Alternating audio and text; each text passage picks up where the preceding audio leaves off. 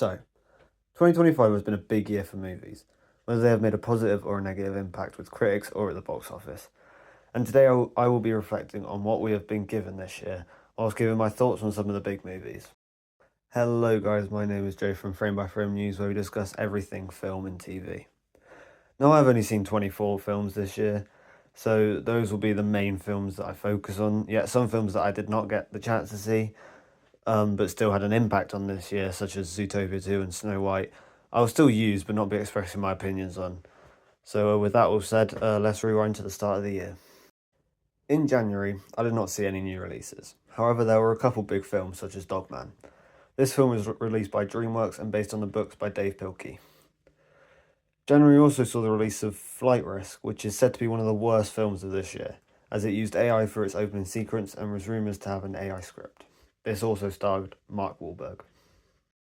In February, I only saw one film, which was Captain America Brave New World. Now this was Marvel's first of the year, with the trailers giving the audience a sense that this would feel like the previous Captain America the Winter Soldier. However, audiences were divided by this film, as some saw it as a continuation of Marvel's downfall, yet others saw it as a good film with its issues. Now I'd have to agree with the audience that felt like it was a good film, but you could see its flaws. This month also saw the release of The Monkey and the Gorge. In March, I did not see any new releases again. However, the live-action Snow White movie did come out. Many people who saw this film did not like it due to the controversial castings and the changes to the original story. This film bombed at the box office, only making $205 million, which seems good, but for Disney it's very low standards. And this was a significant loss for the company of Disney. This month also saw the release of Novocaine and Mickey 17, both really fun flicks. In April, we saw the big release of the Minecraft movie. This film had a huge marketing campaign with memes spreading worldwide. This film was a huge success for Warner Brothers, grossing $960 million worldwide. However, cinemas would disagree with this as they were left to clean all the mess.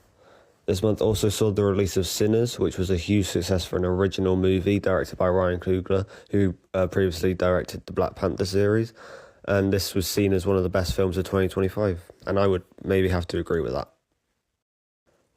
In May, I watched 4 movies.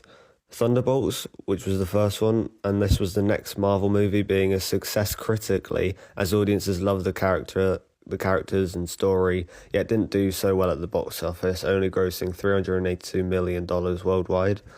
Mission Impossible The Final Reckoning was also released, and this saw the end of the Mission Impossible franchise, with some people disappointed with the messiness of the film, yet had fans such as myself loving the finale of this franchise. The live-action Lilo and Stitch was also released, which was a huge success for Disney, unlike Snow White, but had fans disliking the changes to the original, and I would have to agree with that. Other films released were Karate Kid Legends and Final Destination Bloodlines. In June, I also watched 4 movies again. The live-action How to Train Your Dragon being the first one, which was seen as a one-to-one copy of the original, yet was reviewed as the best remake of an animated film, even though people complain about stuff being the same as the original.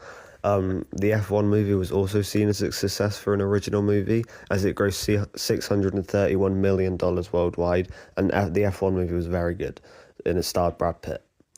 This month also saw the release of films such as Ballerina, Elio, and The Life of Chuck, and 28 Years Later. In July, we saw the release of the 3 biggest films of the year. Jurassic World Rebirth, which was a big success, grossing $868 million worldwide, yet seen as the weakest out of the 3 in terms of characters and storytelling. Fantastic Four First Steps was a big success for Marvel, as this showed Marvel's new consistency output, as they are now focusing on quality over quantity, and this was a very, very good film. However, the most talked about and personally best film of the summer was James Gunn's Superman, which saw the start of the DCU, which was both a successful and healing movie for audiences, as it was said to be a film that we all need. Now, I'll be covering 3 months, August, September and October, because there were not many films released during this time. However, we did just see the revival of parody movies in August, with Liam Neeson in The Naked Gun, and this was a very funny movie. We also saw some Oscar-worthy movies, such as One Battle After Another, with Leonardo DiCaprio, and The Smashing Machine, starring Dwayne Johnson and Emily Blunt. Other releases these months involve The Bad Guys 2, Nobody 2, and The Long Walk.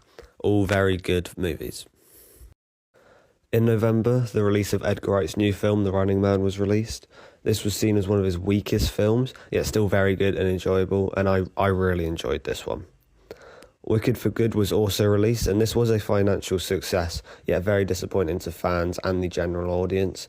This was a sequel to Wicked, which was released last year around the same time, which is a prequel, which is based on the Broadway show, which is a prequel to The Wizard of Oz, and this still did make quite a lot of money.